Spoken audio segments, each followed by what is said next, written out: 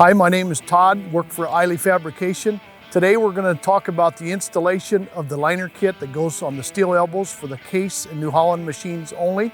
Today on this installation, it is critical with the machines that we need, possibly a forklift or a boom truck, and then also welder, and we can use the welding of any type of welder, your wire or your stick, wire preferably, and you can use any kind of wire. So in the kit, you're going to get the upper ring, that's the repair ring, where it's worn out on the OEM. You're going to get the complete liner for the stiffener. You're going to get 4 other pieces for the sump areas, 2 oval pieces and 2 flat sump pieces that fit on top of each other. For this installation, it is good that we start from the top, and what we're going to do is we're going to drop the sump down through the top and then get it centered to where you need to have it in fitment in place.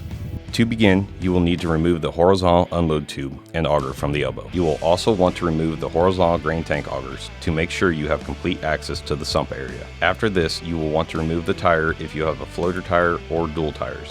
Now that you have access, remove the vertical auger gearbox. Next, you will want to remove the auger by slowly spinning it out of the machine or by lifting the auger out through the top.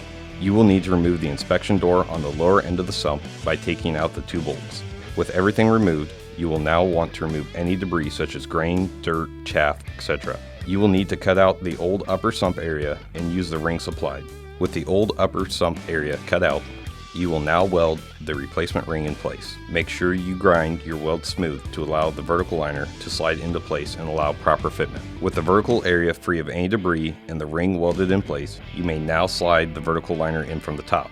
Using a Porter Power, ball jack, or several 2x4s, push the liner tight and flush against the vertical unload housing. You will want to tack weld the liner in place. Ensure there is no gap between the liner and the vertical unload walls. Once this is completed, you will move on to the sump liner pieces in the kit.